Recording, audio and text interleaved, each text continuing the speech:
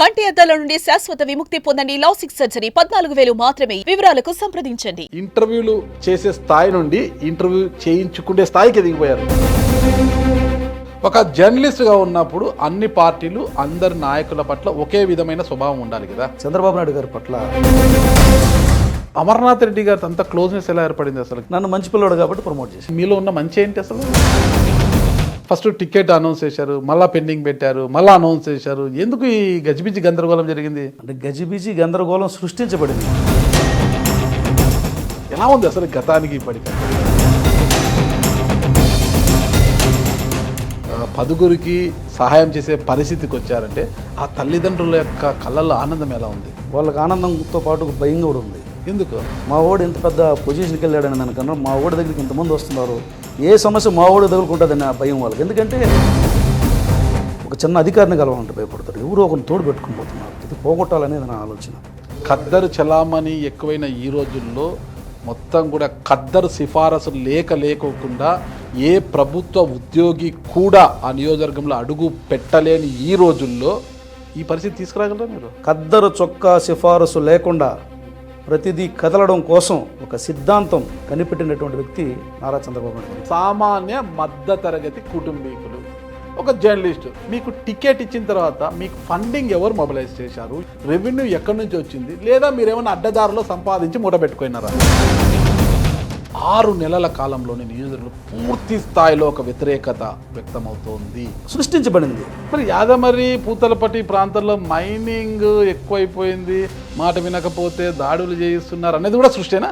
100% వావిల్ శ్రీకాంత్ రెడ్డిపై చిత్తూరులో దాడి చేయించడం కూడా సృష్టినా? సృష్టి. ఓకే, మరి దాడి ఎవరు చేశారు?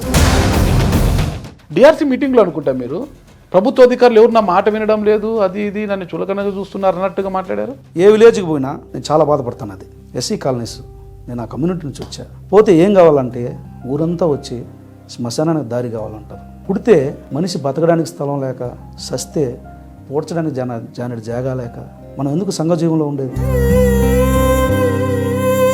రిజర్వేషన్ వచ్చి ఎస్సీ నియోజకవర్గం నుంచి పోటీ చేసి గెలిచిన దళిత ఎమ్మెల్యేలు ఎవరైనా ఆ నియోజకవర్గంలోని ఎస్సీల అభివృద్ధి కోసం పాటుపడుతున్నారా? ఇదే నాగరాజన్న నాతో ఇంటర్వ్యూ చేయకుండా ఎవరితో ఇంటర్వ్యూ చేసేటప్పుడు మా వాడు మురళి ఉన్నాడు అని చెప్పే రోజున మాత్రం నీ దగ్గర నుంచే.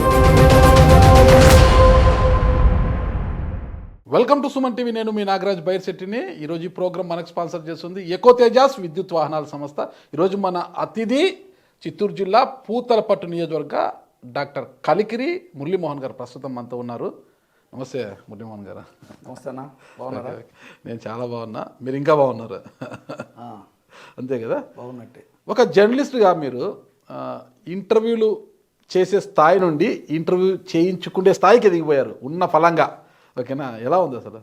ఉన్న ఫలంగా ఏం లేదు, ప్రయత్నపూర్వకంగా, ఒక ప్రణాళికాబద్ధంగా, ఒక శాస్త్రబద్ధంగా, నియమబద్ధంగా ఈ స్థితికి వచ్చారు. ఓకే. అంటే ఏంటి, ఒక జర్నలిస్ట్గా మీ విధుల పట్ల ఒక ప్రణాళిక, ఒక నియమావళి ఏదైనా ఉంటుంది. ఈరోజు ఈ స్టోరీ చేయాలి, నేను ఈరోజు ఇది చేసి మంచి పేరు తెచ్చుకోవాలి ఒక జర్నలిస్ట్గా అనేది ఉంటుందన్నమాట. కానీ రాజకీయాలకు రావాలి ఎమ్మెల్యే అనేది అయితే జర్నలిస్ట్గా చేసిన ప్యారలల్గా దీన్ని కూడా నడిపారా? ఏ వృత్తిలో ఉన్నా ఆలోచన ఒకటి ఉంటుంది. ఆలోచన అందుకోవడం కోసం ఒక ప్రణాళిక ఉంటుంది. ఇప్పుడు నేను ఎంకామ్ పిహెచ్డి జర్నలిజంలో, కామర్స్లో మాస్టర్ డిగ్రీ చేశాను, రెండింటిలో మాస్టర్ డిగ్రీ చేశాను. సో ఆ ఫీల్డ్లోకి పోకుండా మనం జర్నలిజంలోకి వచ్చాం. జర్నలిజంలోకి వచ్చిన తర్వాత మళ్ళీ పాలిటిక్స్లోకి రావాలనుకున్నాం. ఇది ఒక లైను, అది ఒక లైను. సో దేని లైన్లో దాంట్లో ఒక ప్రణాళిక ఉండాలి కదా. ఒక జర్నలిస్టుగా చేస్తూనే టీడీపీ పైన మీరు ఆసక్తి ఉండేదే? చంద్రబాబు నాయుడు గారి పట్ల భక్తి ఉండేది. చంద్రబాబు నాయుడు గారి పట్ల సంపూర్ణమైన విశ్వాసం ఉండేది. అంటే టీడీపీ చంద్రబాబు నాయుడు గారి పట్ల, చంద్రబాబు నాయుడు గారి టీడీపీ అంటే చంద్రబాబు నాయుడు కదా, ఏదైనా కావచ్చు. ఇప్పుడు మనకు రాజకీయాలను మనం సునిశ్చితంగా విశ్లేషిస్తే భారతదేశ రాజకీయాల్లో చంద్రబాబు నాయుడు గారు ఒక మార్క్. ఎవరు అంగీకరించినా అంగీకరించకపోయినా నేను ఒక లోతైనటువంటి అధ్యయనంతో, శాస్త్రీయమైనటువంటి విశ్లేషణతో చెప్పగలుగుతా. రాజకీయాలలో, రాజకీయ తత్వశాస్త్రంలో మనం ప్లేటో, అరిస్టాటిల్, తర్వాత వచ్చిన క్రమంలో మార్క్స్, తర్వాత వచ్చిన క్రమంలో అంబేద్కర్, తర్వాత వచ్చిన క్రమంలో ఎంతోమంది రాజకీయ విశ్లేషణను, రాజకీయ తత్వశాస్త్రాన్ని విశ్లేషణ చేసినటువంటి క్రమాన్ని మనం గమనించినట్లయితే ఆ తాత్వికమైనటువంటి రాజకీయ తాత్విక చింతన కలిగినటువంటి రాజకీయ తాత్వికమైనటువంటి ప్రజ్వలన కలిగినటువంటి ఆలోచనతో పరిపాలన చేస్తున్నటువంటి వ్యక్తి చంద్రబాబు నాయుడు. ఆ రాజకీయ తత్వం, రాజకీయం అంటే తత్వం, ఆ తత్వంతో పాలన చేయాలి. పాలకుడికి ఎప్పుడైతే ఒక తత్వం ఉంటుందో ఆ తాత్వికము, మనం దేవుడి పట్ల తాత్విక చింతన ఉంటుంది, ఆ ప్రజల పట్ల కూడా ఒక చింతన కావాలి. ఆ చింతనే తత్వం, రాజకీయ తత్వం. ఇప్పుడు నేను దాన్ని తప్పు పట్టడం లేదు. చంద్రబాబు నాయుడు గారి గొప్పతనం గురించి, దాని గురించి మీరు చెప్పిన క్రమం గురించి నేను తప్పు పట్టలేదు. ఒక జర్నలిస్ట్గా ఉన్నప్పుడు అన్ని పార్టీలు, అందరి నాయకుల పట్ల ఒకే విధమైన స్వభావం ఉండాలి కదా. ఖచ్చితంగా. అలాంటి ఒక జర్నలిస్ట్గా కేవలం టీడీపీ మీద, చంద్రబాబు నాయుడు గారి మీద ఎందుకు మమకారం పెంచుకుని ఆ పార్టీ ప్రతినిధిగా పనిచేశారు మీరు? ప్రతినిధిగా ఎప్పుడు పనిచేయాలి? నేను సంస్థకు ప్రతినిధిని, ప్రజలకు ప్రతినిధిని, ప్రజల కష్టాలకు జవాబుదారిని. ఎక్కడైనా సరే, ఏ క్షణంలోనైనా సరే, ఏ క్రమంలోనైనా సరే, ఏ పనిలోనైనా సరే ఇలాంటి ఒక అపోహ కలిగి ఉన్నా, ఇలాంటి ఒక ప్రభావం పడి ఉన్నా దానికి కూడా నేను జవాబుదారితను. నా అభిమానం వేరు, నా వృత్తి వేరు. వృత్తిలో నా అభిమానాన్ని ఎప్పుడు చూపించాలి. ఇప్పుడు నేను ఫక్తు హిందువుని, క్రైస్తవుల సమస్యల పట్ల ఎత్తి చూపేటప్పుడు నాలో హిందుత్వం కనపడకూడదు. ముస్లింల పట్ల, వాళ్ళ సమస్యల పట్ల ఎత్తి చూపించేటప్పుడు నాలో హిందుత్వం కనపడకూడదు. అక్కడ కనిపించాల్సింది కష్టం, అక్కడ కనిపించాల్సింది అక్కడ ఉన్నటువంటి వారి ఆలోచన, అక్కడికి ఉన్నటువంటి వారి గొంతుక. మనం గొంతుక ఎవరికి? ఎవరైతే గొంతు లేని వాళ్ళు ఉంటారో, ఎవరైతే మాట్లాడితే వాళ్ళ మాట సమాజానికి వినపడదో, ఆ వినపడిన వాళ్ళకి మనం ప్రతినిధి. ఆ ప్రాతినిధ్యం వహించడంలో నాలో ఏ రంగు కానీ, ఏ వాసన కానీ, ఏ రుచి కానీ ప్రతిబింబించకుండా పనిచేశా. ఎక్కడ చూపించినా సరే ఐ ఒబే టు ఆన్సర్. చాలా చక్కగా చెప్పారు. జర్నలిస్ట్ కదా, పదజాలాన్ని అలా అలా అలా అలా నిజం జాలువారిపోతున్నాయి. నేను అంటే ఇక్కడ చెప్పడం కాదు కానీ నిజం. ఓకే, నేను ఇక్కడికి రావడానికి, ఈ స్థితికి రావడానికి యథార్థంగా ఉండడమే కారణం. వీడు నిజం పట్ల ఉంటాడు, నిజానికి దగ్గరగా ఉంటాడు, నిజాలే మాట్లాడతాడు. నిజానికి దగ్గరగా ఉంటాడు. నిజం అంటే మాట్లాడడం, నిజానికి దగ్గరగా ఉండడం అంటే లైక్ నిజాలు మాట్లాడడమే కదా. మాట్లాడడం వేరు, మాట్లాడడం కాదు. దగ్గరగా ఉండడం అంటే నిజం అంటే ఇజం. ఇజాన్ని నిజంగా మనం భావించాలా, నిజాన్ని ఇజంగా భావించాలా. ఇప్పుడు మావోయిజం తేడా ఏంటి? నిజాన్ని నమ్మడం ఇజం, ఇజమే నిజమని నమ్మడం నిజం. అవునా కాదు? ఇప్పుడు ఏ ఇజం ఉంది? మార్క్సిజం ఉంది, లెనినిజం ఉంది, సోషలిజం ఉంది, సెక్యులరిజం ఉంది. అదే అది నిజమని నమ్మడమే వాళ్ళ యొక్క ఇది. మరి నిజమేందని తెలుసుకోవడమే ఇజం. తెలుసుకున్నారు మీరు? నేను తెలుసుకున్నాను కాబట్టి రాజకీయాల్లోకి వచ్చాను. ఇంటర్వ్యూకి పూతలపట్టి ఎమ్మెల్యే గారు వస్తున్నారు అంటే నేను ఆయన పూర్వాశ్రమంలో జర్నలిస్ట్ కదా, చాలా స్మార్ట్గా ఉంటారులే అది ఇది అనుకున్నా. మీరేం పెప్పర్ అండ్ సాల్ట్ స్టైల్లో వచ్చేసారు. జర్నలిస్ట్గా కూడా ఇలాగే ఉండారా? నేను జర్నలిస్ట్గా ఉన్నప్పుడు కూడా మీకు తెలుసు, శుభ్రంగా గడ్డం గీసుకోవాలా, పౌడర్ పూసుకోవాలా, పీటీసీ చెప్పాలా. కానీ నేను మాసిన గడ్డం వేసుకొని, నెరిసిన జుడ్డు వేసుకొని లైవ్లు ఇచ్చిన, మీరు ఇప్పుడు కొడితే కూడా వస్తాయి. కానీ మా యాజమాన్యం కానీ, మా హెచ్ఓడీలు కానీ నన్ను అడిగేవాళ్ళు కాదు. ఎందుకంటే వీడు ఇంతే, మారడు. మారడని కాదు, వీడికి నేను అంత స్మార్ట్గా ఉండాలని కానీ, లేకపోతే ఇలా ఎందుకో కానీ అది న్యాచురల్గా వచ్చేసింది. రంగు వేసుకొని ఉండాలని. 1-2 సార్లు వేసుకున్నా, ఒత్తిడి వల్ల 1-2 సార్లు వేసుకున్నా, అది నాకే ఎబ్బెట్టి కనిపించింది. అది కంటిన్యూ అయిపోయింది. మాస్ మహారాజ్ అంతే, స్మార్ట్ ఇంతే. ఇదే దీంట్లో స్మార్ట్ ఎత్తుకున్నాను. ఎవరు మాస్ మహారాజ్ అనుకున్నా మీకు మీరు స్మార్ట్, మీ అంతరాత్మ చెప్తుంది మీరు స్మార్ట్ అని. అంతే అంతే అంతే కదా. మీ కుటుంబ నేపథ్యం గురించి ఒకసారి ఇచ్చండి. స్వగ్రామం మీది? పూతలపట్టు మండలం, గొడుగుచింత, దిగువ మధ్యతరగతి, వ్యవసాయ కూలీగా జీవనం. మా నాన్న అంటే, మా నాన్న ఉద్యోగం చేసేవాడు.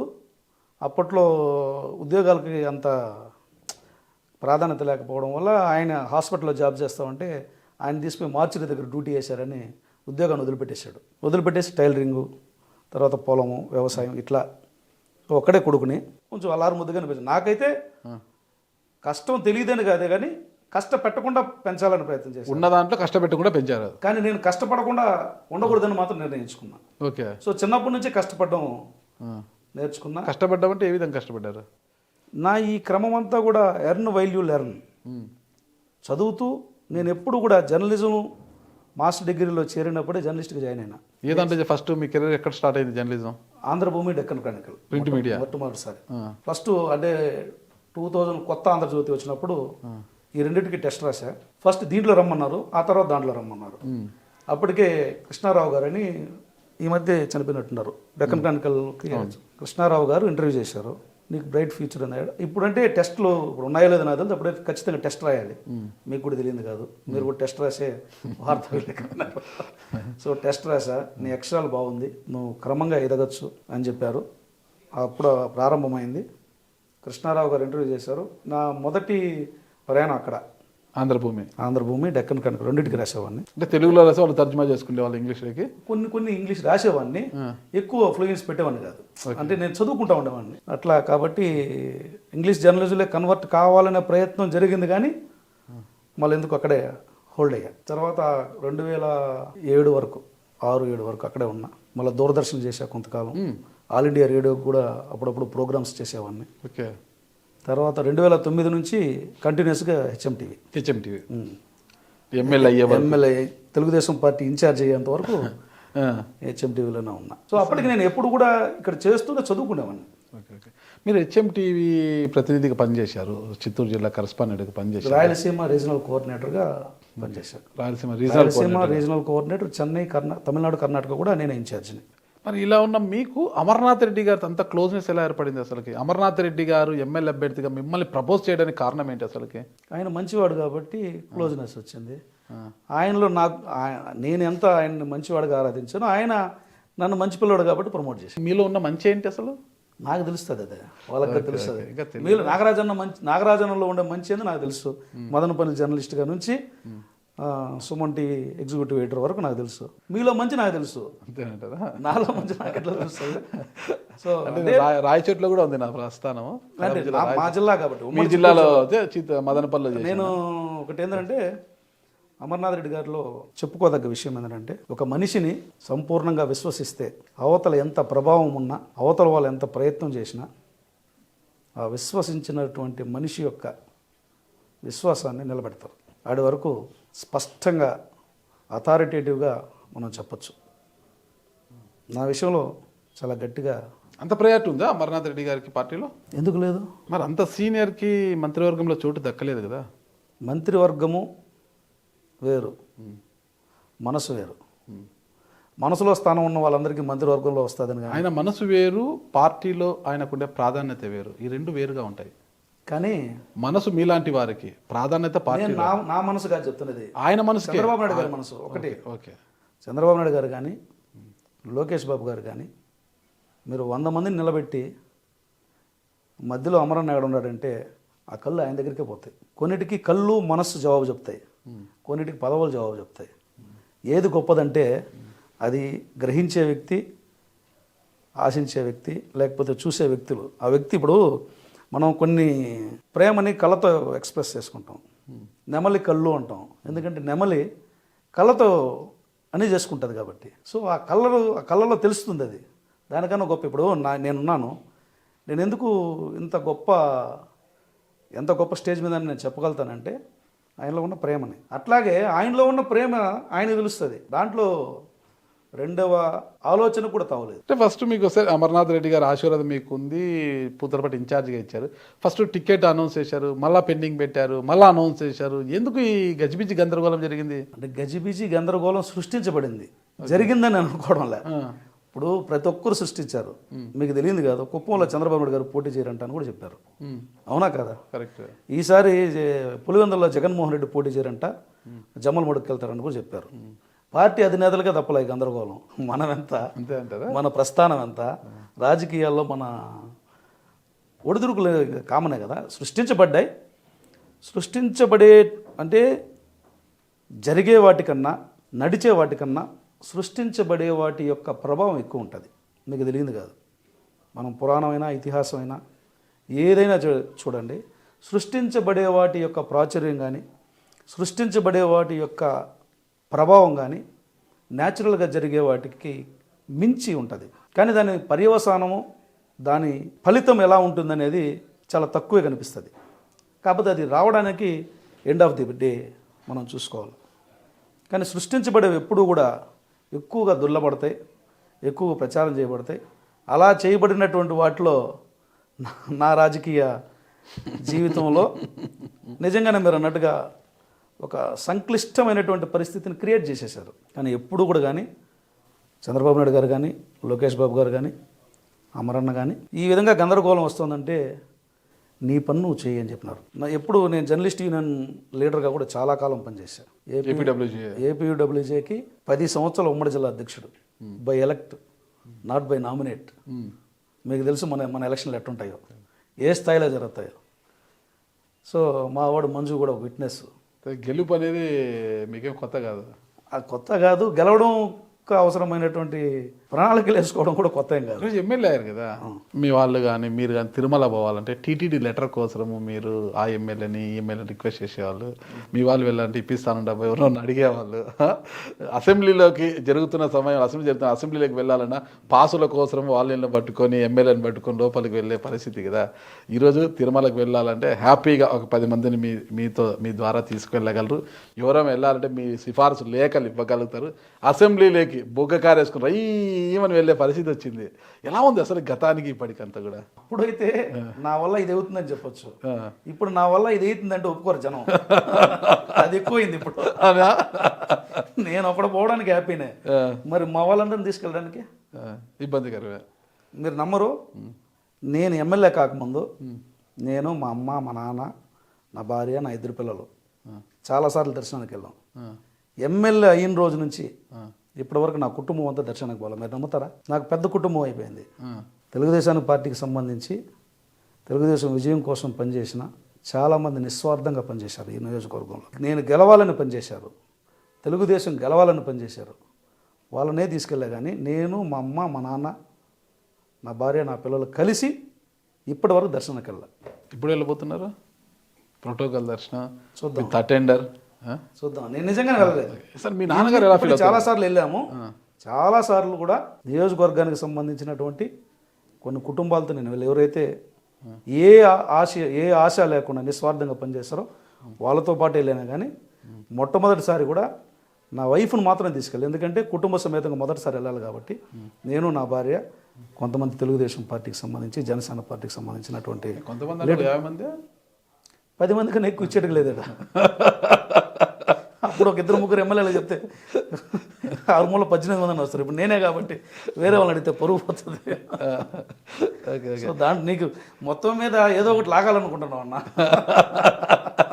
అలా ఏం లేదులే. కానీ అంటే దిగువ మధ్యతరగతి కుటుంబీకులు ఒక వ్యవసాయ కూలీ స్థాయి అని చెప్పారు నాన్నగారిని.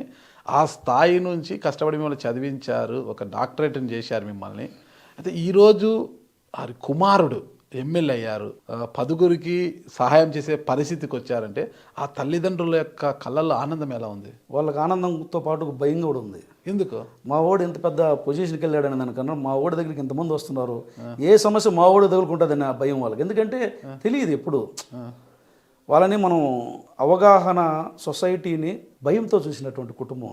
భయం అంటే సొసైటీలో ప్రజాప్రతినిధి అయిన తర్వాత చాలామందిలో భయం ఉంది. పోలీస్ స్టేషన్కి పోవాలంటే భయపడడం ఒక అర్థం ఉంది, తహసీల్దార్ ఆఫీస్కి పోవాలంటే కూడా భయపడతారు, ఒక చిన్న అధికారిని కలవాలంటే భయపడతారు. ఎవరో ఒకరిని తోడు పెట్టుకుని పోతున్నారు, ఎవరో ఒకరిని బలమైనటువంటి నాయకుని సిఫార్సు చేసుకుని పోతున్నారు. ఇది పోగొట్టాలనేది నా ఆలోచన.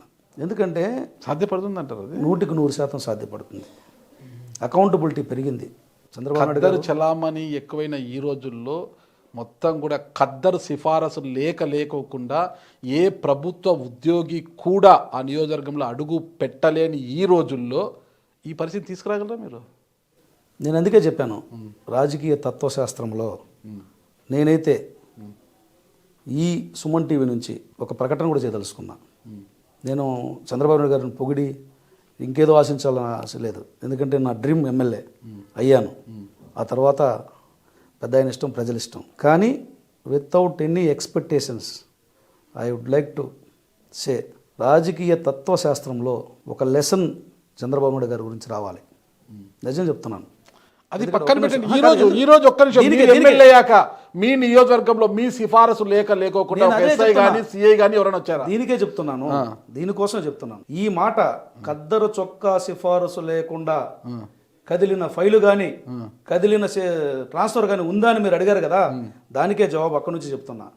ఖద్దరు చొక్కా సిఫారసు లేకుండా ప్రతిదీ కదలడం కోసం ఒక సిద్ధాంతం కనిపెట్టినటువంటి వ్యక్తి నారా చంద్రబాబు నాయుడు గారు. ఇప్పుడే కాదు, 1995 ఆయన ముఖ్యమంత్రి అయినప్పటి నుంచి కూడా ఆన్లైన్ ట్రాన్స్ఫర్ చేసింది ఆయనే. ఉపాధ్యాయులు ట్రాన్స్ఫర్ కావాలంటే ఆ ఊరు మున్సబ్ ఇంటికాడనో, సమితి ప్రెసిడెంట్ ఇంటికాడనో, లేకపోతే ఎమ్మెల్యే ఇంటికాడనో పడిగాపులు కాసి స్కూలుకు పోకుండా వాళ్ళ ఇంటి చుట్టూ తిరిగి మేము ఆ ఊరికి పోవాలి, ఈ ఊరు పోవాలి అనుకున్న రోజుల నుంచి ఒక ట్రాన్స్ఫర్ సిస్టంలో ట్రాన్స్పరెన్సీ తీసుకొచ్చి ఎవరి సిఫార్సులు లేకుండా చేసినటువంటి మొదటి ప్రయత్నం నారా చంద్రబాబు నాయుడు గారు.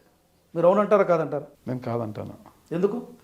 ఈ రోజుకి బదిలీలు కావాలంటే గిన పోలీస్ ఆఫీసర్లు కావచ్చు, ఎంఆర్ఓలు కావచ్చు, ఎంపీడీఓలు కావచ్చు, ఎవరైనా కూడా ఆయా స్థాయిలో ఆ ఎమ్మెల్యేల ఇంటూ పడిగాపులు కాస్తున్నారు. ఆ ఎమ్మెల్యేకు నచ్చిన అధికారుల్నే పోస్టింగ్ చేసుకుంటున్నారు. ఇది వాస్తవం కాదా? మీరు ఒక పని చేయండి, మీ మనస్సాక్షి చెప్పండి. నా మనస్సాక్షి మీ గవర్నమెంట్ 6 నెలలు అవుతుంది కదా, మొత్తం బదిలీలన్నీ జరిగాయి కదా. నేను చెప్తున్నా వినండి.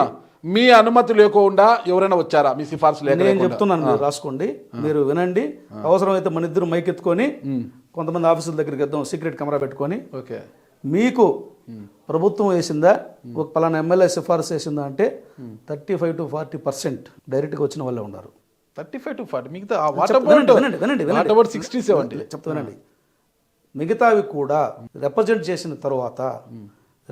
చేసిన తర్వాత దానిపైన ఒక ట్రాన్స్పరెంటీగా ఎప్పుడైతే అథారిటీ ఉంటాడో, ఎవరైతే ఇప్పుడు ఒక పోలీస్ ఆఫీసర్ అనుకో, ఎవరి దగ్గర నుంచి వస్తుంది? ఒక ఎస్ఐ అయితే డిఐజీ నుంచి వస్తుంది, ఎస్ఐ అయితే ఎస్పీ, సిఐ అయితే డిఐజీ. లేదు, ఎస్ఐ కూడా డిఐజీ నుంచే రావాలి, అవునా? డిఐజీ నుంచే రావాలి. సిఐ, ఐజీ, డిఐజీ వాళ్ళు పరిశీలించకుండా మీరు నమ్ముతారా? ప్రతి ఒక్కరూ డిస్కస్ చేస్తారు. ఇప్పుడు నేను కూడా ఎవరికైనా లెటర్ ఇస్తే, లెటర్ అనేది ఒక సిఫార్సు ఎందుకు ఇస్తారంటే, వాళ్ళు వచ్చి ఈ నియోజకవర్గంలో మాకు ఈ అవకాశం ఉంది, మీ దగ్గర ఈ అవకాశం ఉంది, ఇక్కడ కానీ మాకు అవకాశం ఇచ్చినట్లయితే మేము పనిచేస్తామని వస్తారు. స్వామి భక్తి చాటుకుంటాం. కాదు ఎందుకు వస్తారంటే, నేను ఈ ప్రాంతానికి చెందిన వాడిని, ఇక్కడ ఫ్యామిలీ ఉంది, ఇక్కడ పిల్లలు చదువుకుంటున్నారు, ఎక్కడైనా నేను ఉద్యోగం చేస్తా, అదేదో నాకు దగ్గరగా ఉంటే బాగుంటుందని వస్తారు. స్వామి భక్తి చాటుకునే దానికి వచ్చే వాళ్ళు అయితే నా దగ్గరికి రాలా. నేను అది కూడా కోరుకోవాలి. మీరు నమ్మరు, నా నియోజకవర్గంలో మీరు పోయి చూసుకోండి, నా జీవితంలో ఎప్పుడు కేసు లేదు.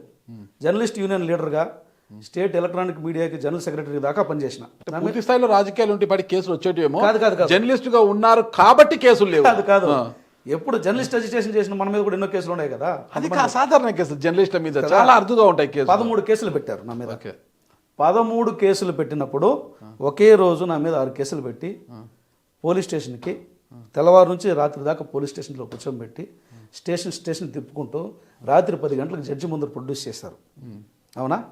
చేసేటప్పుడు ఆ రోజు మనం ఉదయం నుంచి మధ్యాహ్నం సాయంత్రం దాకా స్టేషన్ కాడ కూర్చోబెట్టుకొని అక్కడ ఉన్న ఒక సిఐఓ, ఒక ఎస్ఐఓ మనల్ని ఆ విధంగా ఇబ్బంది పెట్టి, మామూలుగా కనీసం కొడితే దుమ్ములేస్తుంది, ఆ సీట్లో కూర్చోబెట్టుకొని తొడుక్కోబోయిన వ్యక్తిని మీరు పోస్టింగ్ వేసుకుంటారా? మీరైతే వేసుకుంటారా? నాకు అదృష్టం లేదులేండి. వస్తే ఎవరు వేసుకోరు, నాకు అదృష్టం లేదు. ఒక ఎమ్మెల్యే కావాలన్న ఆలోచన నాకు లేదు. నేను ఒక మంచి జర్నలిస్ట్ గా నేను రిటైర్డ్ కావాలనుకున్నాను. నేనేమనుకుంటున్నానంటే, సో ఇప్పుడు మనం ఒక పిహెచ్డి చేసేటప్పుడు ముందుగా ఒక ఊహ ఉంటుంది, ఆ ఊహ మీద ఒక థీసిస్ ప్రిపేర్ చేస్తాం. ఓకేనా? మీరు అనుకోండి, వేసుకుంటారా? మీరు ఊహించండి, మీరు ఎమ్మెల్యే ఈ సిచ్యువేషన్లో తీసుకెళ్తారు, వేసుకుంటారా? ఓకే, వేసుకుంటారా చెప్పండి. నేను వేసుకోను, అధికారులు వేసే తప్పదు కదా. కానీ నన్ను వచ్చి అడిగాడు ఆయన. నేను ఇట్లా ఫ్యామిలీ అంతా ఇక్కడ స్థిరపడిపోయాం, ఈరోజు ఎక్కడికో వేస్తే నా ఫ్యామిలీ, నా పిల్లల చదువు ఒక తరం మురళి గారు ఒక్క నిమిషం, నేను వచ్చింది అక్కడికే. మిమ్మల్ని అడగడం ఏంటి? ఒక ఎస్ఐ పోస్టింగ్ మిమ్మల్ని అడగమేంటి? మీకేం అథారిటీ? ఎస్పీ ఉన్నాడు, డిఐజీ ఉన్నాడు, వాళ్ళని అడగాలి. నేను చెప్తాను. నన్ను మీరు అభ్యంతరం వ్యక్తం చేస్తారేమో ఇప్పుడు, ఎందుకంటే పాలిటిక్స్లో నన్ను తీసుకెళ్లారు కదా, తీసుకెళ్ళి అరెస్ట్ చేసినప్పుడు మీరు అభ్యంతరం వ్యక్తం చేస్తారనేటువంటి అనుమానాలు ఉన్నాయి. అంటే నిరభ్యంతరంగా మీరు పనిచేసుకోండి అని చెప్పినటువంటి వ్యక్తి నేను. ఆ ఎగ్జాంపుల్ బంగారపల్లి సిఐ. ఓకే, చూసుకోండి. నన్ను స్టేషన్ తిప్పుకుంటూ వెళ్ళినప్పుడు ఆయనే తిప్పుకుంటూ వెళ్ళాడు. రాత్రి 10 గంటలకు అటు జడ్జి ముందు ప్రొడ్యూస్ చేశారు. జడ్జి గారు ఏందయ్యా ఎంత మంచి మనిషిని పట్టుకుని మీరు ఇన్ని కేసులు పెట్టేసినారన్నారు. అంటే కమలాసన్ లాగా ఉన్నారు మీరు అప్పుడు? అంతే. అంత స్వాతిముత్యం మీరు. అంటే కమలాసన్ అంటే నటుడు అంటున్నావా, లేకపోతే స్వాతిముత్యంలో సీన్ చెప్తున్నా? ఇంత మంచి వ్యక్తి అని జడ్జి చూస్తారని చెప్పారంటే ఏంటి అసలు మంచి వ్యక్తి అంటే చూశారు నటించారా? వాళ్ళు ప్రొడ్యూస్ చేసిన దాన్ని, నేను చెప్పిన దాన్ని. ఇప్పుడు ఉదయం 9 గంటలకు నన్ను అరెస్ట్ చేసి 11 గంటల కాడ బస్సులు పాల్గొట్టినాడంటే నేను స్టేషన్లో ఉండగా బస్సు రేటు పాల్గొడతాను. మినిమం లాజిక్ ఉండాలి కదా. కరెక్ట్. అంటే మీ అనుచరుల చేత పగలగొట్టింటారు అంటే నేను మీ అభిమానులు ఓకే ఉండొచ్చేమో, వాళ్ళ చెప్పుంటే ఏమన్నా మీరు ఊరుకున్న మీ అభిమానులు ఊరుకుంటారు కదా. కాదు, అదే చెప్పేది. ఒకవేళ వాళ్ళు అట్లా చెప్పుంటే ఈయన కొట్టించాడంటే okay, there may be a possibility. మీరు అన్నట్టు ఇదంతా ఓకే. జడ్జి మిమ్మల్ని అమాయకుడు అని ఎలా అనుకున్నారు? వాళ్ళు ప్రొడ్యూస్ చేసిన తీరు నేను ఎక్స్ప్లెయిన్ చేశా. మేడం, నేను 9 గంటలకు అరెస్ట్ అయ్యాను, స్టేషన్లో ఉన్నాను. 11 గంటలకు నేనే వెళ్ళి రాడ్ తీసుకోను, బస్సు తీసుకోను, పగలగొట్టినాను అన్నారు. స్టేషన్లో ఉండేవాడు నన్ను అరెస్ట్ చేసింది వచ్చి పుత్తలపట్టు హెడ్ క్వార్టర్లో సీసీ కెమెరాని తీసుకురండి, పోలీస్ స్టేషన్లో సీసీ కెమెరాని తీసుకురండి. అరెస్ట్ అయినప్పటి నుంచి టిఫిన్ అక్కడే పెట్టినారు, నేను తిన్నాను. మధ్యాహ్నం పెట్టారు, నేను తినలా, తింటే కదా మధ్యాహ్నం టిఫిన్ ఏమో నేను తినలా, ఓ పొట్లం కూడా ఓపెన్ చేయలే. మధ్యాహ్నం భోజనం తెచ్చినారు, నేను తిన్నాను. మంచినీళ్ళు మాత్రం ఒక బాటిల్ తెచ్చిచ్చినారు, ఆ మంచినీళ్ళు తాగిన. ఇది స్టేషన్లోనే ఉన్నా, స్టేషన్ సీసీటీవీ ఫుటేజ్ తీసుకో అని చెప్పిన. ఇప్పుడు ఆటోమేటిక్గా ఎందుకండి ఇట్లా జడ్జి అసలు లాజిక్కే లేదు, సీక్వెన్సే లేదు కదండి అనాలి. కానీ ఇంత అమాయకుడు అని ఎలా అన్నారు? మీరు మళ్ళీ దాన్ని ట్విస్ట్ చేస్తారు. ఇట్లాంటి విషయాలు ఇట్లాంటివి ఎందుకు అబద్ధం చెప్తున్నారని చెప్పారు. మీరే అన్నారండి అమాయకుడు అని. అమాయకుడు కాదు, మంచిగా ఉన్నారు కదా, స్టేషన్లో ఉన్నారని. మంచి మనిషి అంటే స్టేషన్లో ఉండేవాడని. మీ మంచి గురించి ఆయనకే తెలుసు. అంటే ఇప్పుడు అబద్ధం చెప్తే మంచితనమే కదా. Okay okay. అబద్ధం ఉన్న పలంగా నా మీద అబద్ధం చెప్తే మంచోడి మీద అబద్ధం ఎందుకు చెప్తా ఉంటారు ఎవరైనా కూడా. నాకు వచ్చింది ఇదే, సిఐ గారికి పోస్టింగ్ ఇచ్చేది డిఐజీ, ఐజీ వీళ్ళ స్థాయిలో ఇస్తారనుకోండి, అది పక్కన పెడితే ఆ సిఐ మిమ్మల్ని మీరు అబ్జెక్షన్ చేస్తే పోయేదేముంది? మీరు అబ్జెక్షన్ చేసినా మన ఉన్నతాధికారులు పోస్టింగ్ ఇవ్వచ్చు కదా. అదే కదా ఇక్కడ లింక్ ఎందుకు పెడుతున్నారు అంటున్నా నేను. లింక్ కాదు ఇది. మీరు ఏం చేస్తున్నారంటే పొలిటీషియన్ని you are thinking as an individual. That is not right. Beauty of democracy, politician is a sector. Politics అనేది not for an individual, for the public. Politics కదా, పాలిటిక్స్ చేసేస్తున్నారు లేదు. అది ట్రిక్స్ చేసే వాళ్ళ గురించి ఉంటుంది, టిక్స్ చేసే వాళ్ళ గురించి ఉండదు. We are ticks, not tricks. Tricks చేయలేదా? నో. ఓకే. సామాన్య మధ్యతరగతి కుటుంబీకులు, ఒక జర్నలిస్ట్, మీ వేతనము ఎంతో అందరికీ తెలుసు, ఎంత వస్తుంటుందని ఊహించగలను కూడా. ఆ వచ్చే వేతనముతో మీరు తిరగడం కోసం కావచ్చు, మీ ఫ్యామిలీని పోషించుకోవడం కావచ్చు, పిల్లల చదువులకు ఎంత మాత్రము అనేది అందరికీ మనం ఎక్స్పెక్ట్ చేయొచ్చు. అయితే ఎలక్షన్ ఇప్పుడు చాలా కాస్ట్లీ అయిపోయినాయి, కోట్లల్లో అవసరం ఉంటుంది. మీకు టికెట్ ఇచ్చిన తర్వాత మీకు ఫండింగ్ ఎవరు మొబిలైజ్ చేశారు, ఎవరు ఫండ్ చేశారు, మీకు రెవెన్యూ ఎక్కడి నుంచి వచ్చింది, లేదా మీరేమైనా అడ్డదారిలో సంపాదించి మూట పెట్టుకున్నారా? మీరేం చేయాలంటే నాలాంటి కేసుని బాగా ఎక్స్ప్లోర్ చేస్తే మీకు దొరుకుతుంది. నన్ను టికెట్ ఇస్తానని చెప్పినప్పుడు మీరు నమ్మినా నమ్మకపోయినా నిజం చెప్తున్నాను, నువ్వు గెలవడానికి నీకున్న శక్తి ఏందని మాత్రం అడిగినాను నన్ను. చంద్రబాబు నాయుడు గారు, నాకున్న శక్తి మీరు చేసిన మంచి పనులు సార్, నాకున్న పరిచయాలు, నేను చేసిన మంచి పనులు చాలని చెప్పా. తర్వాత ఏ రోజు కూడా నీ ఆర్థిక శక్తి అంతా కూడా అడగల నన్ను. మీరు నమ్మినా నమ్మకపోయినా ఇది మీరు ఊహాజనితం అనుకున్నా నిజం. రెండవది, మీరు అన్నట్టుగా నాది చిరుద్యోగమే, చిరు జీవితమే. ఇప్పుడు కూడా నా ఇంటికి రా, చిరు జీవితమే. కానీ తెలుగుదేశం పార్టీని అభిమానించి, తెలుగుదేశం పార్టీని ప్రేమించి, తెలుగుదేశం పార్టీని ప్రాణంగా భావించి పనిచేసే వ్యక్తులు, శక్తులు కోటాను కోట్లు ఉన్నారు. నా నియోజకవర్గంలో ఏ ఊరికి ఆ ఊరు, మీరు నమ్ముతారో నమ్మరో, నేను ఇంట్లో టిఫిన్ తిని వచ్చేస్తే నన్ను అపురూపంగా చూసుకున్నారు. ఎందుకంటే వీడు మా కోసం వచ్చాడు, తెలుగుదేశం పార్టీ ప్రతినిధిగా వచ్చాడని అపురూపంగా చూసుకున్నారు. నేను వెళ్ళడం మాత్రమే తెలుసు, అక్కడ ఏర్పాట్లు ఏ రోజు పట్టించుకోవాలా, కనీసం ఒక బ్యానర్ కూడా ఎట్లా చేశారని నేను ఎప్పుడు పట్టించుకోవాలి. మీరు నమ్మినా నమ్మకపోయినా ఇది నిజం. పూతలపట్టు నియోజకవర్గానికి ప్రతినిధిగా ఎన్నికవ్వడం నా అదృష్టం. పూతలపట్టు నియోజకవర్గానికి ఎమ్మెల్యే కావడం నా అదృష్టం. అది ప్రజలు అనుకోవాలి కదా. నేను నెక్స్ట్ అదే. ఎందుకంటే అంత ప్రేమించారు. మీరు అన్నారు రాజకీయాలు చాలా కాస్ట్లీ అయినాయి. నిజమే, ఆ కాస్ట్లీ నాకు ఎప్పుడు అనిపించలా, నా వరకు రాలా. నేను వెళ్ళిన ప్రతి చోట నేను కానీ నాకు సంబంధించినటువంటి ఏ ఒక్కరు కూడా కానీ 100 రూపాయలు పెట్టి బ్యానర్ కూడా ఇలా తెలుగుదేశం పార్టీని అభిమాని ఓటుకు నోటు లేకోకుండానే గెలిచారా? నేను చెప్తున్నదేమని, నేను ఎమ్మెల్యే క్యాండిడేట్గా దండం పెట్టి తెలుగుదేశం పార్టీ అధినేత నారా చంద్రబాబు నాయుడు గారు, లోకేష్ బాబు గారు పంపినటువంటి ప్రతినిధి ఇలా ఉంటాను ఇలా చేస్తానని మాత్రమే చెప్పా.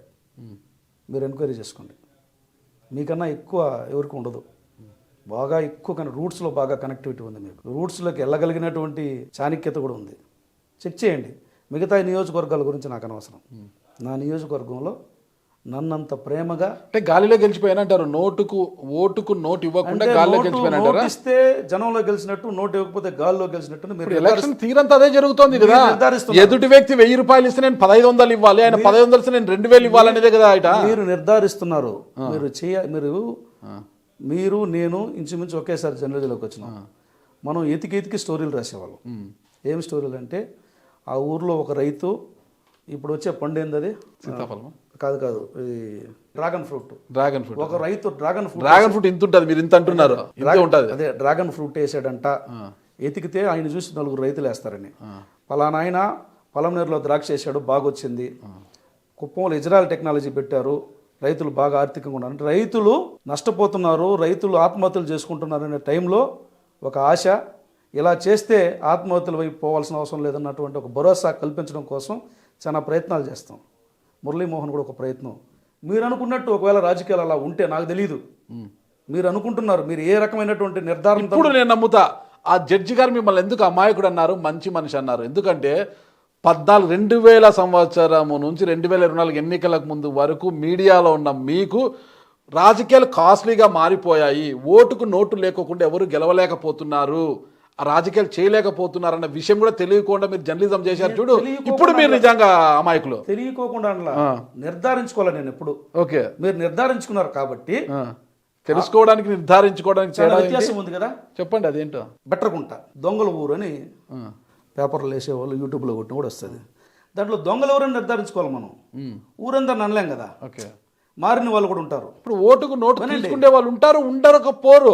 కానీ నాయకుడు అనేవాడైతే రాజకీయాల్లోకి వచ్చినప్పుడు జనరల్ నియోజకవర్గాలు ఈరోజు 50 కోట్ల వరకు పోతుంది, ఎస్సీ నియోజకవర్గాల్లో ఒక 10 కోట్ల వరకు ఖర్చు అయితే అవుతోంది. అంటే మీరు ఎంత ప్రెజర్ పెట్టినా నేను ప్లెజర్గా ఫీల్ అవుతా. ఓకే, ప్లెజర్గా ఫీల్ అయినప్పుడు నేనేం చేస్తా అంటే ప్లెజెంట్గా ఆన్సర్ చెప్తా. ఓకే, నాకు అదే కావాలా. నేనేం చెప్తున్నానంటే, బెటర్గుంటారు ఊరు ఎత్తుకోగానే ఒక అపోహ ఉంటుంది. కానీ ఆ ఊర్లో మంచి వాళ్ళు లేరా? అవునా, మారిన వాళ్ళు లేరా? అంతే. ఈరోజు ఉందా? లేదు కదా. ఓకే, మీరు సాధారణంగా గెలిచారు, ప్రజలు మిమ్మల్ని అమితంగా ప్రేమించారు. ఆ ప్రేమతో భాగంగా చంద్రబాబు నాయుడు గారు, లోకేష్ గారు ఆయన ఆశీస్సులు, ఆయన యువగలం పాదయాత్ర కావచ్చు, చంద్రబాబు నాయుడు గారి యొక్క కార్యక్రమాలు కావచ్చు, ఆయన చూసే మిమ్మల్ని గెలిపించారు అనుకుంటాను. మరి ఇంతలా గెలిచిన మురళీ గారి మీద, ఎమ్మెల్యే మురళీ గారు 6 నెలల కాలంలోనే నియోజకవర్గంలో పూర్తి స్థాయిలో ఒక వ్యతిరేకత వ్యక్తమవుతోంది అని బయట వినిపిస్తుంది. ఏమంటారు? సృష్టించబడేది ఏదైనా, ఇప్పుడు మనము మనిషి సృష్టి, రోబో సృష్టించబడింది, దాని మీద రకరకాల ప్రచారాలు వస్తాయి. కరెక్ట్. సృష్టించబడేది ఏదైనా చాలా ఈజీగా క్యాచీగా ఉంటుంది. సృష్టించబడేది ఏదైనాకైనా చాలా వ్యాస్ట్గా డిస్కషన్ ఉంటుంది.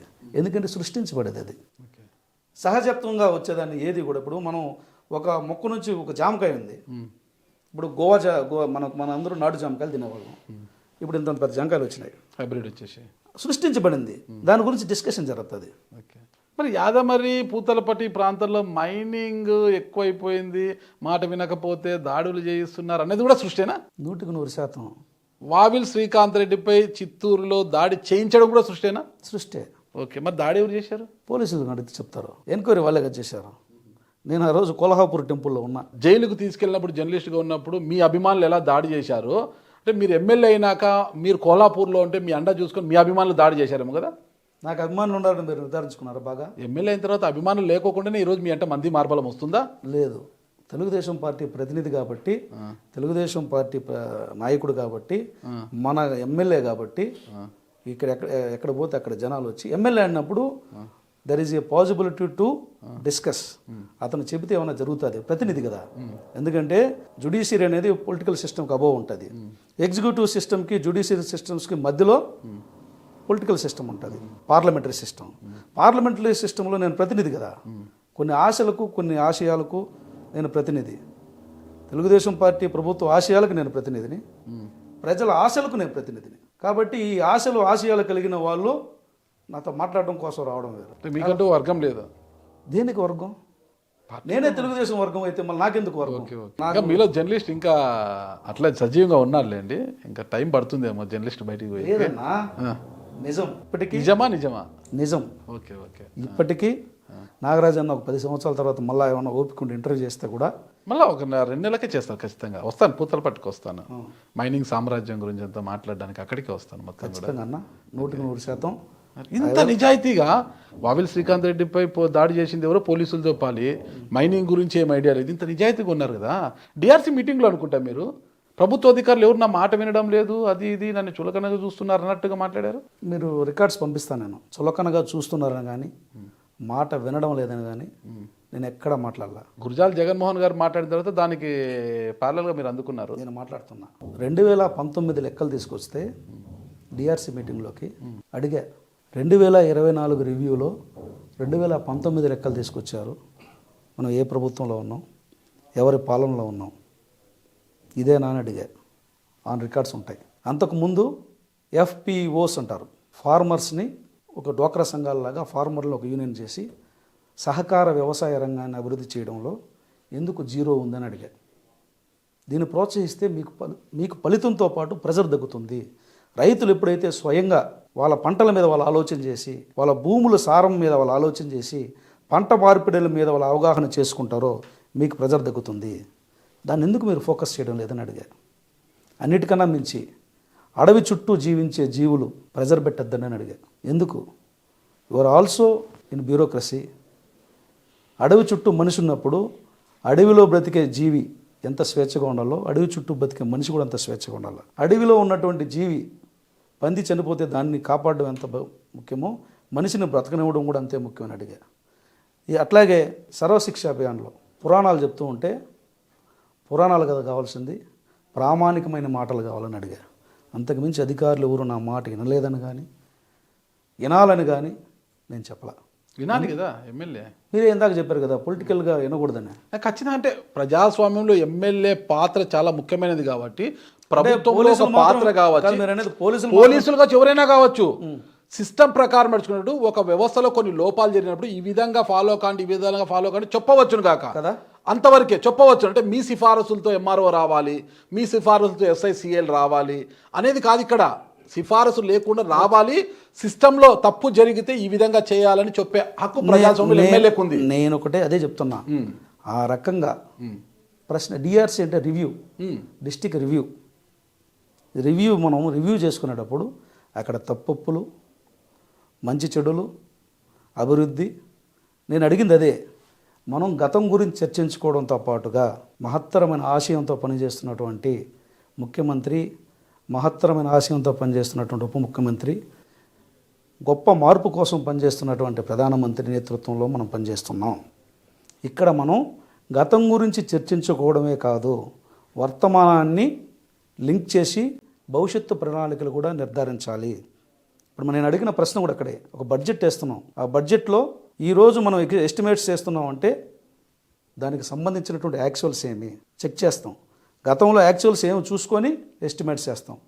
ఎస్టిమేట్స్ తర్వాత మళ్ళీ ఒక యాక్చువల్స్ ఉంటుంది. ఆ విధంగానే గతంలో ఇలా జరిగిందని మనం చర్చించుకోవడంతో పాటుగా ఇలా జరగాలని ఒక ఎస్టిమేషన్ వేయాలి. దానికి ఒక టైం బౌండ్ పెట్టుకోవాలి, దానికి ఒక పీరియడ్ పెట్టుకోవాలి. అందుకనే మీరు వస్తే రేపే పెడుతున్నా, దయచేసి మీరు కూడా రండి. చూస్తారు నా రిక్వెస్ట్, రేపు ఉండాలి మీరు. ఓకే. పూతలపట్టు నియోజకవర్గం ఎమ్మెల్యే మీ నుంచి వచ్చినటువంటి వ్యక్తి యొక్క ఆలోచన తీరు ఎలా ఉంటుందని మీరు రేపు చూడండి. All HODs under the leadership of collector, నేను ఆల్ HODsని మండల స్థాయి అధికారిని పిలిచి గ్రామ స్థాయి ఒక ప్రణాళిక కావాలి నాకు. గ్రామంలో సచివాలయ వ్యవస్థలో తక్కువ లేకుండా 10 మంది పనిచేస్తున్నాం. సర్పంచ్ ఉన్నాడు, ఎంపీటీసీ ఉన్నాడు. ఇంతమంది అర్జీలు తీసుకునేదానికే కోసం కాదు, అభివృద్ధి ప్రణాళిక వేయాలి. ఒక గ్రామానికి డెవలప్మెంట్ యాక్టివిటీ కావాలా. డెవలప్మెంట్ యాక్టివిటీలో ఎమర్జెన్సీ ఫస్ట్ ఫైనలైజ్ చేయాలి, తర్వాత ఫెసిలిటీస్ చేయాలి. ఎమర్జెన్సీస్ యుద్ధ ప్రాతిపదికన పూర్తి చేయాలి, ఫెసిలిటీస్ కేటగరైజ్ చేసి దాని యొక్క అవసరాలను చూసుకొని చేయాలి. ఆ తర్వాత మిగిలిన అమెంటీస్కి పోవాలి. ఇది లేకుండా మనం జిల్లాకు ఒక బడ్జెట్టు లేకపోతే ఇంకొక బడ్జెట్టు మనం పంచాయతీరాజు R&Bనో లేకపోతే హెల్త్ నుంచో మనం డబ్బులు తీసుకొచ్చి ఎక్కడ పెడుతున్నాము దాని ప్రయోజనం నేను ఒకటే మీటింగ్ చెప్తాను, యూటిలిటీ ఉండాలి. స్పెండ్ చేసిన ప్రతి రూపీ విజిబుల్గా ఉండాలి, కనపడాలి. రూపాయి ఖర్చు చేసాం, 100 రూపాయలు ఖర్చు చేసాం, ఆ 100 రూపాయల యొక్క పని అక్కడ కనపడాలి. చంద్రబాబు నాయుడు గారు మురళీమోహన్ ఎమ్మెల్యే ఏం చేశాడు, ఎమ్మెల్యే యొక్క పనితీరు అక్కడ కనపడాలి. మురళీమోహన్ ఎమ్మెల్యే అయ్యాడు, ఆ నియోజకవర్గంలో అది కనపడాలా. రేపు పెడుతున్నాను నిజంగానే, మీరు ఇంతకుముందు ఎక్కడ కూడా వినుంటుంది. కలెక్టర్ గారు రిక్వెస్ట్ చేస్తే మంచి ఆలోచన అండి అన్నారు. అన్ని హెచ్ఓడిస్ని పిలవండి సార్ నా కాన్స్టిట్యున్సీలో. ఇది మనకేం కావాలంటే ఒక మార్కు కావాలి. ఎప్పుడైతే ఇప్పుడు మనం ఏ విలేజ్కి పోయినా నేను చాలా బాధపడతాను, అది ఎస్సీ కాలనీస్, నేను ఆ కమ్యూనిటీ నుంచి వచ్చా. పోతే ఏం కావాలంటే ఊరంతా వచ్చి శ్మశానానికి దారి కావాలంటారు. ఒక 2-3 వచ్చి నాకు 3 కొడుకులు, ఇల్లు లేదు అంటారు, స్థలం లేదు అంటారు. పుడితే మనిషి బతకడానికి స్థలం లేక, సస్తే పోడ్చడానికి జానెడు జాగా లేక మనం ఎందుకు సంఘజీవంలో ఉండేది? అవునా కాదన్నా? ఇది ప్రాథమికమైన అవసరాలు కదా, వీటి కోసం నేను పనిచేస్తున్నా. మీరు అంటున్నారు అబ్బా ఈడు హరిశ్చంద్రుడు అనుకోవద్దు, కానీ అనుకుంటున్నా లేదు, నిజంగా చెప్తున్నాను. ఇదే నాగరాజన్న నాతో ఇంటర్వ్యూ చేయకుండా ఎవరితో ఇంటర్వ్యూ చేసేటప్పుడు మా వాడు మురళి ఉన్నాడు అని చెప్పే రోజున మాత్రం నేను నీ దగ్గర నుంచే వింటా. ఎందుకంటే మా సామాజిక వర్గం నుంచి మీరు వెళ్ళారు కాబట్టి, అందుకే మావాడు అనమంటున్నాను నేను. అదే ఖచ్చితంగా ధైర్యంగా, ఎందుకంటే చాలా ప్రభావం. నేను నాకు గర్వంగానే ఉంటుంది, మా సామాజిక వర్గం నుంచి ఒక తను చట్టసభలో ఉన్నారు ఈ రోజు. చాలా స్ట్రగుల్స్ని చూశానన్నా నేను ఎప్పుడు ఇతరుల కష్టం మీద బతకాలని కోరుకోలే. చదువుకుంటూనే నేను కష్టపడుకున్నా, చదువుకుంటూనే నేను కష్టపడుతున్నానని చదువును ఆపల, చదువుతున్నానని కష్టపడడం ఆపల. ఈ క్రమం అనేది నాకు చాలా నేర్పించింది, సొసైటీ మీద బాధ్యతను పెంచింది. ఇప్పుడు ఒక ఎస్సీ నియోజకవర్గానికి ఎస్సీ ఎమ్మెల్యే ఎందుకు కావాలి, అసలు ఎస్సీ నియోజకవర్గం ఎందుకు పెట్టారు? ఇక్కడ అత్యధిక మంది ఎస్సీలు ఉన్నారు, ఆ తర్వాత బీసీలు ఉన్నారు, ఆ తర్వాత ఇతర కమ్యూనిటీలు ఉన్నారు. ఒకవేళ ఇతర కమ్యూనిటీల నుంచి ఎవరైనా ప్రతినిధి అయితే ఈ వర్గాల యొక్క ఆశలు, ఈ వర్గాల ప్రజల యొక్క ఆలోచనలు వాళ్ళు పట్టించుకుంటారో పట్టించుకోరో అన్నటువంటి ఆలోచన నుంచి పుట్టింది ఇది. ఈ వర్గాల నుంచే ఒక ప్రతినిధిగాని వస్తే అంతో ఎంతో బాధ్యత కనిపిస్తుంది వాళ్ళలో. ఈ వర్గాల ఆశల్ని, ఆకాంక్షల్ని కాపాడడం కోసం ప్రయత్నం చేస్తారనే ఆలోచన నుంచి వచ్చిందే రిజర్వేషన్. రిజర్వేషన్ వచ్చి ఎస్సీ నియోజకవర్గం నుంచి పోటీ చేసి గెలిచిన దళిత ఎమ్మెల్యేలు ఎవరైనా ఆ నియోజకవర్గంలోని ఎస్సీల అభివృద్ధి కోసం పాటుపడుతున్నారా? మురళీమోహన్ చేస్తాడన్నా, మిగతా వాళ్ళ గురించి ఎందుకు మనం. మరి మురళీమోహన్ గారి మీద, మంచి ఆశయంతో ఉన్న మురళీమోహన్ గారి మీద ఒక కామెంట్ ఉంది. మురళీమోహన్ గారు అగ్రవర్ణాల వ్యతిరేకి, అగ్రవర్ణ అధికారులని దగ్గరికి కూడా రానివ్వడం లేదు, వాళ్ళ మీద ఎప్పుడు కోపంగా ఉంటాడు అనేది ఒక కామెంట్ వినిపిస్తుంది. ఎందుకు? నేను అధికారులతో ఉన్నట్లుగా మీరు నమ్ముతారో నమ్మరో, ఇట్టే కూడా కెమెరా తీసుకుని మాట్లాడండి. ఏ అధికారి అయినా సరే మురళీమోహన్ నియోజకవర్గంలో పరుషంగా మాట్లాడాడని కానీ, కఠినంగా వ్యవహరించాడని కానీ, హుకుం జారీ చేశాడని కానీ వినుంటే మీరు ఏమి చెబితే అది వింటా. నాతోనే అంటారు, ఎమ్మెల్యేతో మేము మాట్లాడిన సందర్భాలు లేదు, మీరే మమ్మల్ని పిలిచి మాట్లాడుతున్నారంటే ఇంతకన్నా మేము ఎమ్మెల్యే నుంచి ఎక్కువ ఎక్స్పెక్ట్ చేయమంటారు. మీరు ఎవరినైనా కనుక్కోండి, ఏ డిపార్ట్మెంట్ అయినా సరే. అది ఇది సృష్టించబడేది కాదు, నేను కూడా క్వశ్చన్లు అడిగినోడే కాబట్టి ఇలాంటి క్వశ్చన్ మీకు ఆటోమేటిక్గా వస్తుంది. నేను ఈ కన్సర్న్ ఉన్నానని చెప్పి ఆ కన్సర్న్ వదిలిపెట్టే రకం కాదు, ఇది ప్రయారిటీ. ఎమ్మెల్యే ఇంతవరకు మీరు ఎక్కడున్నారు, ఎక్కడ కాపురం ఉన్నారు మీరు? తిరుపతి. ఇప్పుడు కూడా తిరుపతిలోనే. ఇక్కడ చిత్తూరులో ఇల్లు అద్దెకి తీసుకున్నారంట కదా? అదే ఇక్కడే తీసుకొని, ఇక్కడ అంటే కాన్స్టిట్యున్సీకి ఎప్పుడు అందుబాటులో ఉండాలని ఇక్కడే ఉంటున్నాను. సీఎం రమేష్ గారి యొక్క ఇల్లు అదే. ఇప్పుడు మీరు పెద్ద పెద్ద పేర్లు చెప్పొద్దు. అంటే సీఎం రమేష్ గారు ఇల్లు ఇప్పుడు గురజాల జగన్మోహన్ గారు కొనుక్కున్నారు అనుకోండి, అదే లైన్లోనే పులవర్తి నాని గారు ఉన్నారు, అదే లైన్లోనే మీరు కూడా చేరిపోయారు కదా, కొంత పెరిగింది కదా దాని మీనింగు. దాని కన్వర్జేషన్లో వేరే మీనింగ్ వస్తుంది. నేను ఒక ఇల్లు అద్దెకి తీసుకున్నా, అంతేనంటారా? ఆ ఇల్లు అద్దెకి తీసుకొని ఎంత ఇప్పుడు భవిష్యత్తులో కొనబోతున్నారు దాన్ని. నాకు అంబేద్కర్ గారి ఆలోచన విధానంలో చాలా వాటితో పాటుగా డూప్లెక్స్ ఇంట్లో బాడుకుండడం కన్నా నా గుడిసెకి నేను యజమానిగా ఉండడం అనేది నాకు గర్వకారణం. ఈ మాట రికార్డ్ అవుతుంది. Okay, right. మళ్ళీ కెమెరా ముందు చూసి చెప్పమంటారా? గట్టిగా చెప్పండి. అంబేద్కర్ గారి ఆలోచన, నువ్వు ఎంత డూప్లెక్స్ ఇంట్లో బాడుక్కున్నా నీ గుడిసెకు నువ్వు యజమాని ఉండడం కన్నా కూడా గొప్ప కాదు. అది నన్ను బాగా ఇంప్రెస్ చేసిన మాట. మీ గుడిసె ఎక్కడుంది? గుడిసె అంటే ఆ భావం, ఆలోచన. ఓకే, అదే మీ ఇల్లు ఎక్కడుంది? చెప్తాను వినండి. గుడిసెలో బతకమని చెప్పాలి అంబేద్కర్ గారు. నీ గుడిసెకు నువ్వు మీ ఇల్లు, మీ సొంత ఇల్లు ఇల్లు గురించి కాదు, అది జీవన ప్రయాణం గురించి, జీవన గమనం గురించి. నీ గుడిసెకు నువ్వు యజమాని అంటే నీ ఆత్మగౌరవానికి నువ్వు యజమాని, నీ ప్రయాణానికి నువ్వు యజమాని, నీ జీవన కర్తవ్యానికి నువ్వు యజమానిగా ఉండాలి. మీరు వేరే ఆలోచిస్తున్నారు, ఇల్లుకి వచ్చేసరికి గుడిసె అంటున్నారు. ఆలోచన తీరుకది. ఓకే, ఆయన చెప్పిన భావం వేరే, మీరు చెప్పే భావం వేరేనని నేను మీరు అనుకుంటున్నారు. ఆయన చెప్పిన భావం వేరు, మీరు ఆలోచిస్తున్న భావం వేరు. ఒకటే, గుడిసెలో బతకమని చెప్పలే ఆయన. గుడిసెలో బతకమని చెప్పలేదు. నీ ఆత్మాభిమానానికి మించినది ఏది లేదు. హ్యాపీగా నీ ఆత్మాభిమానాన్ని చంపుకోకుండా ఎక్కడా కూడా ఆత్మాభిమానంతో బతికినన్ని రోజులు నీ అంత ఆస్తిపరుడు, కోటీశ్వరుడు, గుణవంతుడు ఎవరు లేరని ఆయన చెప్పింది. అది నేనేమంటే ఈ గుడిసెని కొంత మీకు మీరు ఇంటర్ప్రిటేషన్ వేరే. నాగరాజు అన్న కదా, ఆ మాత్రం ఇంటర్ప్రిటేషన్ లేకపోతే ఎందుకంటే ఒకటే చెప్తున్నారు అనమాట. టికెట్ వస్తుంది మళ్ళీ రాదు, మళ్ళీ వచ్చింది. మా జీవితం నెక్స్ట్ మళ్ళీ నాకు టికెట్ ఉంటుందో ఉండదో, వస్తుందో రాదో తెలియదు. ఇప్పుడే అటు ఇటు పడి బొమ్మ ఇటు పడింది, నా వైపు పడింది. మళ్ళీ బొమ్మ ఎటువైపు పడుతుందో తెలియదు నాకు. సంపాదించి 5 ఏళ్లలో సంపాదించాలనేసి మురళీమోహన్ గారు ఒక టార్గెట్ పెట్టుకుని మరీ సంపాదిస్తున్నారు అని మీరు అడుగుతున్నారు. అని బయట వస్తున్నా, బయట రాదు, నేను వినిపిస్తున్నా. బయట రాదు, ఇట్లాంటివన్నీ మనలో వస్తూ ఉంటాయి. నేను వినిపిస్తున్నా, నేను అక్కడి నుంచి వచ్చినాను కదా. సరే, ఇది వచ్చింది అనుకో, దానికి సమాధానం ఏమో అంటావు. ఓకే, నేను జీవితంలో ఎమ్మెల్యే వచ్చింది, తమ సమాధానం వచ్చింది, నేను జీవితంలో ఎమ్మెల్యే కావాలనుకున్నా, జీవితాంతం ఎమ్మెల్యేగా ఉండాలని కోరుకోవాలా. ఓకే, అది ఉండొచ్చు, ఉండకపోవచ్చు, may or may not, but reached. ఈ క్రమంలో నేను మళ్ళీ చెప్తున్నా, కోటెడ్ పూతలపట్టు నియోజకవర్గంలో మురళీమోహన్ ఎమ్మెల్యేగా ఉన్నాడు.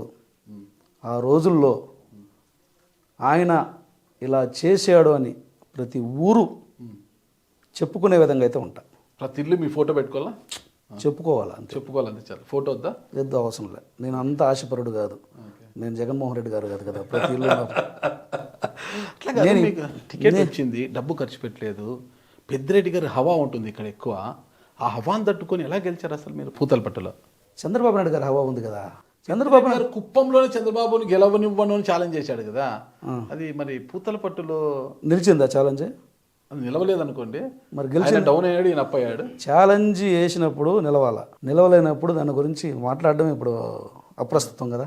నిల్చుంటే ఓకే, కుప్పంలో నిల్చలా, పలమనేరులో నిల్చలా, పూతలపట్టులో నిల్చలా, చిత్తూరులో నిల్చలా, నగిరిలో నిల్చలా. మరి ఇప్పుడు ఒక విషయానికి ప్రామాణికత, ప్రాధాన్యత ఎప్పుడు వస్తుందంటే దానికి దరిదాపుల్లో ఉంటే, దరిదాపుల్లో లేదు కదా. ఇప్పుడు ఆయనే 6,000కి పడిపోయినాడు కదా. 6,000 4,500 కదా. హవాను తట్టుకొని మీరు గెలిచారు. నేను ఎవరిని తట్టుకోవడం అనేది కాదు, ఎవరిని తట్టుకున్నాం అనేది కాదు, ఎవరిని పెట్టుకుని వెళ్ళామని. ఇక్కడ చంద్రబాబు నాయుడు కట్అవుట్ పెట్టుకుని వెళ్ళాను నేను. లోకేష్ బాబు గారు కట్అవుట్ పెట్టుకుని వెళ్ళా. అక్కడ అంతే. అక్కడ ఎవరితో పెట్టుకున్నా, నేను ఎవరితో పెట్టుకోవాలని పోలా. గబ్బర్ సింగ్ లో బ్రహ్మానందం పోతాడు చూడు, పవన్ కళ్యాణ్ కట్అవుట్ వెనకాల పెట్టుకుని. నేనేమంటున్నానంటే, నేను ఎవరితో పెట్టుకోవాలని పోలా, ఎవరితో పట్టుకున్నాను పోతున్నా. పట్టుకునే వాళ్ళ ముందర పెట్టుకునే వాళ్ళ కనిపిస్తే కదా నాకు. ఎలా గేమ్ ప్లే చేసి అంటే అప్పటికుండా లలిత్ కుమార్ గారిని ఇన్ఛార్జ్గా ఉన్న అతన్ని పక్కన పెట్టి మరి అప్పటికప్పుడు మిమ్మల్ని తెర మీద తీసుకొచ్చి మీ అభ్యర్థిత్వాన్ని ఖరారు చేసి ఎలా చక్రం తిప్పారు? ఇదంతా కూడా మీరు చక్రం ఎందుకు తిప్పుతామన్నా బలవాడు, ఆలోచన తిప్పామన్నా. మీరు గిర్ర చక్రం తిప్పితే లలిత్ కుమార్ అసలుకి లేదమ్మా. చంద్రబాబు నాయుడు గారు ఆలోచన, ఆయనకు వివరం తెలిసే లోపల క్షౌరం అయిపోయిందంట. కాదు, చంద్రబాబు నాయుడు గారు ఆలోచించారు. పూతలపట్టు నియోజకవర్గం ఎప్పుడూ గెలవాల, నియోజకవర్గం ఏర్పడినప్పటి నుంచి తెలుగుదేశం ఎందుకు గెలవలేదని సమీక్ష చేశారు. సమీక్ష చేసినటువంటి క్రమంలో ఇక్కడ మనకు ఇంకొక కొంత సమర్థత కలిగినటువంటి అభ్యర్థిత్వం కావాలని ప్రయత్నం మొదలైంది. ఆ ప్రయత్నం ఆలోచన మొదలైనప్పుడు పరిపరి విధాల ఆలోచన జరుగుతాయి. 10 మందిని అడుగుతారు. 10 మందిని అడిగినప్పుడు ఈ ఊరు నుంచి ఒక పిల్లగాడు ఉన్నాడు, ఇక్కడ మనం మా తాత ముత్తాతల భాష ఊరికి తూర్పుగాడేడో బతుకుతూ ఉన్నాడు, వాడిని పట్టుకొస్తే బంధువర్గం బాగా ఉంది, కొంత ఇన్ఫ్లుయెన్స్ చేయగలుగుతాడు, జర్నలిస్ట్ యూనియన్గా లీడర్గా జర్నలిస్ట్గా కొంతమందికి బాగా పరిచయిస్తాడు ఇక్కడ, అతనైతే తెలుగుదేశం పార్టీతో పాటుగా అతను కూడా కొంత ఇన్ఫ్లుయెన్స్ చేయగలుగుతాడని చెప్పి ఉన్నారు. చెప్పినప్పుడు ఆయన పిలిచి అడిగారు, ఏమయ్యా అని నాకు సమ్మతమే నేను చెప్పాను. మరొకసారి ఆలోచించుకొని చెప్పన్నాడు, చెప్పాను, అయింది. బొమ్మ అట్టుపడింటే ఏంటి పరిస్థితి అసలు? బొమ్మట్టు పడుంటే నేను వరస్ట్ గురించి ఆలోచించే నేను అనేది ఇక్కడ ప్రస్తుతం, కానీ నేను థింక్ చేశా. కానీ మనకు ఒక అంచనా ఉంటుంది కదన్నా, ఎవరు వస్తారు ఎవరు రారు అనేది మినిమం అంచనా ఉంటుంది కదా. జర్నలిస్ట్గా ఉంటుందండి అది. అక్కడ బలంగా తెలుగుదేశం అధికారంలోకి వస్తుంది అనేది నాకు తెలుసు, అంటే నమ్మకం, తెలుసు అనేది కాదు. అన్నిటికన్నా మించి తెలుగుదేశం పార్టీకి చంద్రబాబు నాయుడు గారి నాయకత్వంలో పనిచేయాలని బలమైన కోరిక అయితే ఉంది. నియోజకవర్గం ఏర్పడ్డాక వైసీపీ జెండా పాతారాడా? జెండా వైసీపీ జెండా పాతారు. ఆ జెండాను పీకేసి టీడీపీ జెండా నాటారు మీరు. మొదటి ఎమ్మెల్యే మీరే అనుకుంటా, పూతలపట్టికి టీడీపీ ఎమ్మెల్యే, ఈరోజు కూటమి ఎమ్మెల్యే అనుకుంటాం మనం. అసలు ఇది ఎట్లా ఉంది అసలు? గెలవచ్చు అన్న పెద్ద సమస్య కాదు, అది గెలవచ్చు. కానీ వైసీపీ జెండా తప్పితే వేరే జెండా లేని ప్రాంతంలో అలా పీకి పడేసి టీడీపీ జెండా పాతింది మీరు ఫస్ట్. అంటే ఫస్ట్ మొట్టమొదటి ఎమ్మెల్యే మీరే పూతలపట్టికి నియోజకవర్గం ఏర్పడ్డాక.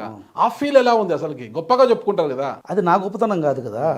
నేను ప్రజలకు చంద్రబాబు నాయుడు గారి గురించి, ఆయన పనితీరు గురించి, ఆయన జవాబుదారీతనం గురించి, ఆయన బాధ్యత గురించి, ప్రజల పట్ల ఆయనకున్న గౌరవం గురించి, ఆయన ప్రతినిధిగా, ఆయన ఆశయాలు నెరవేర్చే ఒక మనిషిగా, ఒక ప్రతినిధిగా, ఒక ప్రతిరూపంగా నేను పనిచేస్తానని నేను చెప్పిన తీరును వాళ్ళు నమ్మారు. ఓకే, చంద్రబాబు నాయుడు గారికి మీరు అన్ని చెప్పి నమ్మి మీకు టికెట్ ఇచ్చారు, గెలిచారు, ప్రజలు గెలిపించారు మిమ్మల్ని. మీ పైన అపారమైన నమ్మకంతో ప్రజలు మిమ్మల్ని గెలిపిస్తే ఆ ప్రజల కోసము, పూతల్పట్టు అభివృద్ధి కోసము మీరేం చేయబోతున్నారు?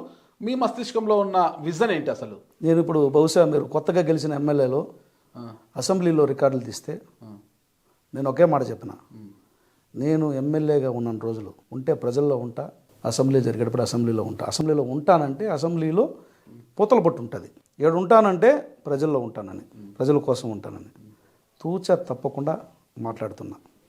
మీరు నమ్ముతారో నమ్మరో, ఈ రాబోయే సీజన్లో మామిడి రైతులు చాలా ఇబ్బంది పడబోతారు. మీ ప్రాంతంలో ఏనుగుల బెడద కూడా ఎక్కువ. పంటకు పండించినటువంటి పంటకి ధర వస్తుందో రాదో అన్నటువంటి భయం నాకు ఇప్పటి నుంచి ఉంది. ఎందుకంటే గత అనుభవాలను చూసుకున్నప్పుడు గతంలో ఏదైతే రైతులు తోలారో ఆ ఫ్యాక్టరీలో ఉన్నటువంటి గుజ్జు సేల్స్ కాల. ఇప్పుడు సీజన్ స్టార్ట్ అయినప్పుడు పాత స్టాకు రిలీజ్ చేసుకోవాలి వాళ్ళు. కొత్త స్టాక్ రావాలంటే మామిడి రైతులు వేయాలి. వేస్తే పంట ఏమవుతుంది? ఒకవేళ పంట గిట్టుబాటు రాకపోతే, నేను అసెంబ్లీలో కూడా ఈ విషయాన్ని ప్రస్తావించాను, మామిడి బోర్డు కావాలని డిమాండ్స్లను రైజ్ చేశారు. పూతలపట్టులో మామిడి బోర్డు ఏడైనా చిత్తూరు జిల్లా మామిడి బోర్డు అనేది ఒకటి ఉంటే రైతుల యొక్క కష్టాలను వాళ్ళ గురించి తెలుసుకుంటారు. ఇప్పటికి 2 సార్లు కలెక్టర్ గారితో మాట్లాడా, ఇండస్ట్రీ వాళ్ళతో ఒక మీటింగ్ ఏర్పాటు చేయమన్నా. మీరు నమ్ముతారా, నేను రోజులో కనీసం అంటే 5-6 గంటలు వీటి గురించి చర్చ చేస్తాను. నేను ఏంది డిఫరెంట్గా ఉన్నాడని అనుకుంటున్నారేమో, నిజం అది. ఇప్పటికి 2 సార్లు ప్రస్తావించాను, ఎట్లా చేద్దాం సార్, నా నియోజకవర్గంలో 6 ఎకరాలు ఉన్నటువంటి ఎస్సీ కుటుంబం నుంచి 50 ఎకరాలు ఉన్నటువంటి మాగాని రైతు వరకు ఈ ఎన్ఆర్ఈజిఎస్లో ప్లాంటేషన్ కోసం డబ్బులు ఇవ్వడం, చెట్లకు నీళ్ళు పోసేదానికి డబ్బులు ఇవ్వడం, పెంచేదానికి డబ్బులు ఇవ్వడంతో అందరూ పెట్టేశారు. వేరే పంట ఇలా. ఒకప్పుడు చెరుకు విస్తారంగా ఉండేది, ఏదో బెల్లం ఆడించుకుంటూ బతుకుతూ ఉన్నారు. నల్ల బెల్లం మీద ఆంక్షలు వచ్చినాయి, మొత్తం పుడిచిపోయింది. షుగర్ కేన్ అంటే షుగర్ ఫ్యాక్టరీలు మూసేసినారు, ఎత్తేసినారు. చెరుకు వేరుశనగ వేస్తారంటే ఆ పందులు ఏనుగులు పెడతో అడవి చుట్టూ ఉన్నటువంటి వేసడం మానేసినారు. ఇప్పుడు ఏం చేశారు, మొత్తం ఈ డబ్బులు ఇవ్వడంతో మొత్తం 1 ఎకరా ఉండేవాడు 50 ఎకరాలు ఉన్నాడు, మొత్తం మామిడి చెట్లు పెట్టేసినారు. ఒక్కసారి ఆ ప్రభావం పడితే కరువు కన్నా ప్రమాదం పడిపోతారు. ఏం చేద్దామని 2 సార్లు ప్రస్తావించాను. మీకు ఎవరికి తెలియదు, నేను ఏదైనా పేపర్లో రాసుకోను. 2 సార్లు అవునండి, నేను కూడా దాని మీద స్టడీ చేశాను, మనం ఏం చేయాలా. నేను అందుకనే ముందుగానే మన బడ్జెట్ సెషన్లో వచ్చినప్పుడు డిమాండ్స్లో రైజ్ చేశాను, సార్ ఇది ప్రమాదకరంగా ఉంది, దీనికి ఏదైనా ఒక సిస్టమ్ తీసుకురావాలని. అట్లాగే పాల రైతులకు సంబంధించి ఎక్కడెక్కడ రేట్స్ ఉన్నాయో, ఆవులు చనిపోతున్నాయి, గోకులం షెడ్స్ పెట్టించాలా, ప్రభుత్వం ఇచ్చే దాంతోపాటు ఇంకొక 50-60 ఎక్స్ట్రా ఇవ్వాలా. దాంట్లో ఖచ్చితంగా ఇప్పుడు డబ్బులు ఉన్నటువంటి వాళ్ళు షెడ్ వేసుకొని ఆవులు పట్టుకుంటారు, లేకపోతే ఒక ఫామ్ పెట్టుకుంటే వాడు షెడ్ వేసుకొని పట్టుకుంటాడు. బట్ 4-5 ఆవులు ఉన్న వాళ్ళు ఈ వర్షాకాలానికి చాలా రోగాలు వచ్చి చనిపోతాయి.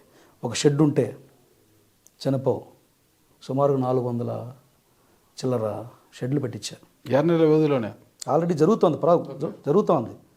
ఒక 20-30% కూడా స్టార్ట్ చేశారు, షెడ్లు పెట్టించారు. దాంట్లో ఎవరైతే ఒంటరి మహిళలు ఉంటారో, ఆసరా తక్కువ ఉంటుందో, షెడ్యూల్డ్ క్యాస్ట్, బ్యాక్వర్డ్ క్యాస్ట్, వీళ్ళతో పాటు అప్పర్ క్యాస్ట్లో ఫైనాన్షియల్గా ఉన్న వాళ్ళని సెలెక్ట్ చేసి ఏ నియోజకవర్గంలో ఇచ్చినారు, విత్ ప్రూఫ్ ఉండాలా, ఖచ్చితంగా ఆవులు ఉండాలా, ఆవుల ముందర మనిషి ఉండాలా, ఫోటో ఉండాలా. అందరూ అప్లికేషన్ పెడితే ఇస్తారు, నేను అది పెడితే కానీ ఇవ్వాల. ఒక సిస్టమ్ తీసుకొచ్చి ఆ సిస్టమ్ని ఎండార్స్ చేసి దాని మీద ఒక లెటర్ రాసి వీటిలో ఏ ఒక్కటి తప్పున్నా ఇవ్వద్దు అని రాసిన వ్యక్తి నేను. ఎందుకంటే నేను చెప్పా ఇంతకుముందే, స్పెండ్ చేసే ప్రతి రూపాయి విజిబుల్గా ఉండాలని. నేను ఎత్తుకొని పోయి మా మామిడి తోటలో గెస్ట్ హౌస్ కట్టుకుంటానంటే కుదరదు. అలాంటి వాళ్ళు నేను రిక్వెస్ట్ చేశాను. అలా ఉండడానికి వేరే మార్గాలు ఉంటాయి. ఇది మనం ఒక చిన్న కుటుంబాన్ని భరోసా వైపు తీసుకెళ్లే ప్రయత్నం ఇది. దీంట్లో ఎవరు వెళ్ళబెట్టద్దని చెప్పిన. నన్ను అన్ని మండలాలు గౌరవించారు. ఎంత గౌరవించారంటే అప్లికేషన్ అన్ని తీసి నా దగ్గర ఇచ్చారు. నేను ఒకే మాట చెప్పిన, ఇందులో ఏ ఒక్కటి కూడా మిస్టేక్ ఉన్నా దాన్ని రౌండ్ చేసేయండి అని చెప్పినాను. నేను ఇచ్చినా నేను యాక్సెప్ట్ చేయొద్దు, రౌండ్ చేసేయండి. ఫీల్డ్ లెవెల్లో మీ వాళ్ళు ఉంటారు. అలా 21, 22 రౌండ్ చేసేసినారు. వాళ్ళు నా దగ్గరికి వచ్చారు, ఇవ్వమని చెప్పి ఆల్టర్నేటివ్ తయారు చేయండి అని చెప్పారు. ఎందుకంటే ఇలాంటివి అవసరం అన్నా. ఇప్పుడు మనలాంటి వాడు కూడా క్లియర్ విజన్ ఉందా మీకు నియోజకవర్గం మీద? 100% సరే, మరి ప్రజల పట్ల నియోజకవర్గం మీద క్లియర్ విజన్ ఉంది. ఆ ప్రజల్లో ఒకరే మీ సామాజిక వర్గీయులు, అంటే పూర్వాశ్రమంలో జర్నలిస్టులు అనమాట. అంటే జర్నలిస్టుల యొక్క పరిస్థితుల గురించి, ఆ స్థితిగతుల గురించి మీకు బాగా తెలుసు. సరే, మీరు జిల్లాలో ఉన్నారు, రాయలసీమలో ఉన్నారు. మీ నియోజకవర్గంలో ఉన్న జర్నలిస్టుల సంక్షేమం కోసం ఏం చేయబోతున్నారు? అంటే రాష్ట్రంలో ఎవరికి చేయొద్దంటారు? ఇంకా రాష్ట్రంలో అంటే మీరు ఎమ్మెల్యే పరిధి మీకు మీ నియోజకవర్గం పూతలపట్టు నియోజకవర్గం కదా. నేను జర్నలిస్ట్గా మీ ప్రతినిధి కదా. ఓకే, ఈ రోజు మా సమాజం నుంచి మీరు వెళ్ళిపోయారు, ఖద్దర్ సమాజంలో చేరిపోయారు. మీరు నన్ను ఇక్కడికే కన్ఫైన్ చేస్తారంటే ఐఎమ్ రెడీ. ఈ టక్కు, ఈ కాటన్ షర్ట్స్, ఈ టక్కు, ఈ సమాజం నుంచి ఖద్దర్ సమాజానికి వెళ్ళిపోయారు. అనా ఇప్పుడు ఇదే జిడ్డు మొహం, ఇప్పుడు ఇదే జిడ్డు మొహనా? కాకపోతే సొక్క ఐరన్ చేసేసుకుంటాం అంతే, మిగతాదంతా సేమ్ టు సేమ్ అంతే. అప్పుడు గంజి పెట్టుకో, ఇప్పుడు గంజి పెట్టుకుంటాం. ఓకే, అంతేనా? పెద్దగా తేడాలే ఉండవు. నేనైతే పార్థసారథి గారితో కూడా మాట్లాడాను. ఇవన్నీ బయట చెప్పుకో, నేను ఎప్పుడు చెప్పుకునేది లేదు. కొలుసు పార్థసారథి గారితో మాట్లాడినప్పుడు ఆయన కూడా నన్ను రేపు ఈ అక్రిడేషన్లో వాటి విషయంలో కూడా కొన్ని మార్పులు తీసుకురావాలనే ప్రయత్నంలో నువ్వు కూడా రావాలా అన్నాడు. నేను ఎక్స్ప్లెయిన్ చేశాను, అన్నా సిస్టమ్ కానీ బాగా చేస్తే జర్నలిస్టులు అనేవాళ్ళు ఎటు కాకుండా మిగిలిపోకుండా ఉంటారు, కానీ ఖచ్చితంగా చేయాల్సినటువంటి సమాజం అదని చెప్పాను.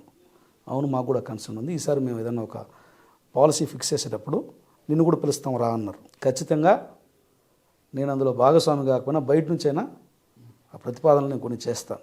ఎందుకంటే నేను కూడా ఇన్నేళ్ల పాటు ఉన్న క్రమంలో నాకు తెలిసి ఆ కష్టం బయట చెప్పుకోకూడదు. ఎందుకంటే జర్నలిజం అనేది కొంతమందికి పిచ్చి, కొంతమందికి వ్యసనం. ఉదయం లేచి కొంతమంది మంచి స్టార్ హోటల్లో కాఫీ తాగాలని కోరుకుంటారు, లేకపోతే నాన్ వెజ్ బ్రేక్ఫాస్ట్ తినాలనుకుంటారు. కానీ ఉదయం లేస్తానే ఎవడికో ఒకడికి మంచి చేయాలని కోరుకునేవాడు జర్నలిస్టు. ఎవడికో ఒకడికి ఉపయోగపడాల. ఆ ఉపయోగపడిన తర్వాత కూడా వాడు ఒక నమస్కారం పెడితే అందులో పడే తృప్తి, ఆ కిక్కే వేరప్ప. అంతే. అట్టా నమస్కారాలకు బానిస అయిపోయి మనం అందరం ఇట్లా అయిపోయినాం. అంటే నేను ఏమంటానంటే, ఒక క్రూరమైనటువంటి మృగం కూడా కొన్ని సందర్భాలు మనం రీల్స్లో చూస్తూ ఉంటాం. క్రూరమైనటువంటి మృగం కూడా దాడి చేసే క్రమంలో ఒక మనిషో లేదా ఇంకొక వైరల్ దానికి ఆపోజిట్లో ఉన్నటువంటి వైరి వర్గానికి జంతువు చేతులు నమస్కారం వదిలేస్తుందంటావు, చూసినావా? అట్లా మనకెక్కడో ఆ కన్సర్న్ కనిపిస్తుంది. అది చాలామంది ఒకరిద్దరి వల్ల కొన్ని ఆపాదించవచ్చు, కానీ 198% మంది జర్నలిస్టులు గౌరవం, తృప్తి కోసం పనిచేస్తున్నారు. తృప్తి అంటే వాళ్ళ ఇంటి తృప్తి కాదు, ఈ సొసైటీకి మనం ఏదో చేసేమన్న తృప్తి కోసం. కాబట్టి వాళ్ళని మనం గౌరవించాలి, వాళ్ళని మనం ఆదరించాలి. మనం ఇప్పుడు మేలు, ఫిమేలు, థర్డ్ జెండర్ చూసాం. ఇలా చేసినట్టే ఒక దృఢమైనటువంటి సంకల్పం ఉన్నటువంటి వాళ్ళకి చేయడంలో తప్పులేదు. అయితే ఇక్కడ దురదృష్టం ఏంటంటే, మీడియా మేనేజ్మెంట్ల జోలికి నేను పోను. ఎందుకంటే ఆ వర్టికాలిటీ మీకు తెలియంది కాదు. కార్మికుల గురించి మాత్రమే చెప్తున్నాను. ఆ కార్మికులకు సంబంధించినటువంటి ప్రయోజనాన్ని గురించి మాత్రం చెప్తున్నాను. 100% చేయాలి. మనం గుండె మీద చేసుకొని చెప్దామన్నా. ఉమ్మడి ఆంధ్రప్రదేశ్లో కానీ, ఇప్పుడున్నటువంటి నవ్య ఆంధ్రప్రదేశ్లో కానీ, చంద్రబాబు నాయుడు గారు ముఖ్యమంత్రిగా ఉన్నప్పుడు జర్నలిస్ట్ కమ్యూనిటీకి ఎక్కువ మేలు జరిగిందా, ఇతరులు ముఖ్యమంత్రిగా ఉన్నప్పుడు జరిగిందా? చంద్రబాబు గతం గురించి పక్కన చంద్రబాబు నాయుడు గారు అయితే బాగా జరిగింది, లాస్ట్ గవర్నమెంట్లో జరగలేదు. లాస్టే కాదు, ఏ గవర్నమెంట్లో అయినా సరే. అప్పుడు ఒక కేసు వేశారు, అని ఇళ్ల పట్టాలు ఆపేశారు. రాజశేఖర రెడ్డి గారి గవర్నమెంట్లో కూడా ఒక కేసుతో ఆపేశారు కదా. ఆ కేసు ఎవరు వేసిన వ్యక్తి నీకు తెలుసు, నెల్లూరు నుంచి.